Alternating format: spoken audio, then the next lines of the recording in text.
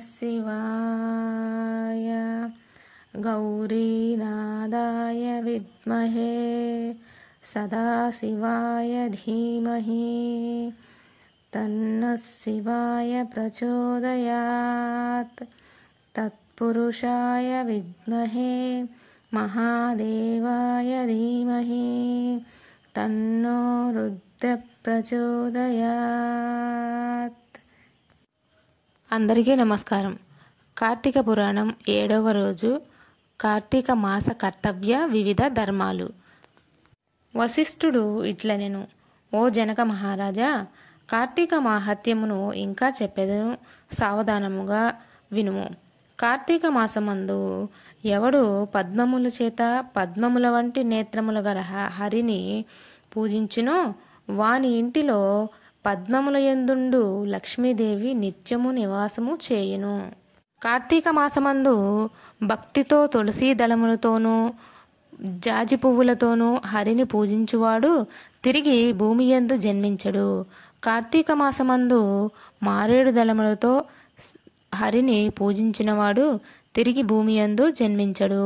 కార్తీక మాసమందు భక్తితో ఫలమును దానమిచ్చు వాని పాపములు సూర్యోదయమున చీకట్లు ఎట్లు తొలగునో అట్లు వాని పాపములు తొలగును.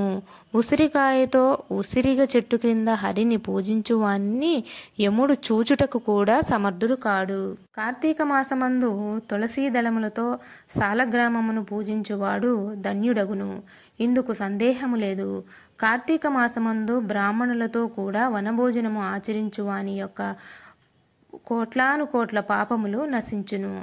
కార్తీక మాసమందు బ్రాహ్మణులతో కూడా ఉసిరి చెట్టు దగ్గర సాలగ్రామమును పూజించువాడు వైకుంఠమునకు పోయి అచ్చట విష్ణువు వలె ఆనందించుచు నుండెను. కార్తీక మాసమందు భక్తిచే హరి యొక్క ఆలయమందు మామిడి చిగురులతో తోరణములను కట్టువాడు పరమపదము పొందును.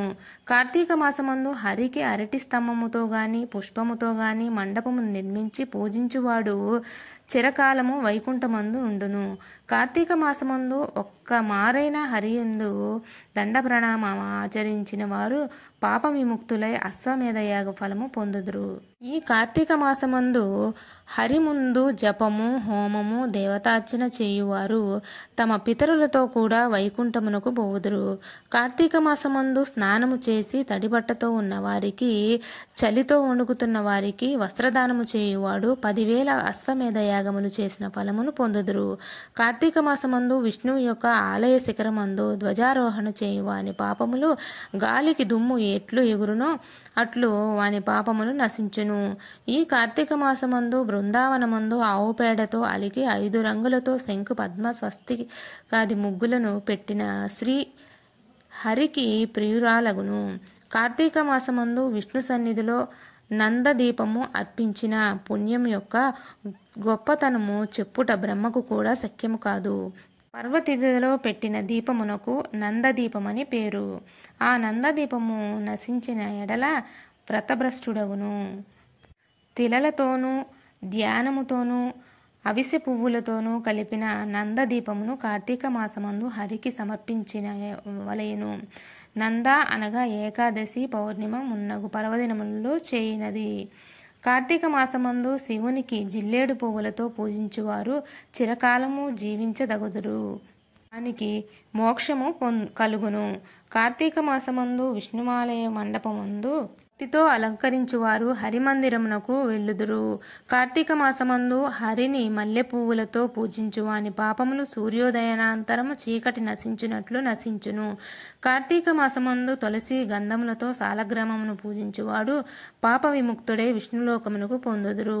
కార్తీక మాసమందు హరి సన్నిధిలో స్త్రీ గాని పురుషుడు గాని నాట్యము చేసిన ఎడల పూర్వజన్మ చింతతమైన పాతకములు కూడా నశించును. ఈ కార్తీక మాసమందు విష్ణుమాలయమందు అలంకారము చేయించువాడు వైకుంఠమందు సాయుజ్యముక్తి పొందును.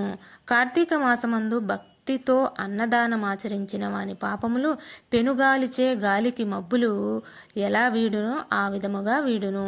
కార్తీక మాసమందు తిలదానము, మహానదీ స్నానము, బ్రహ్మపత్ర భోజనము, అన్నదానము ఈ 4 సర్మములను చేయవలను.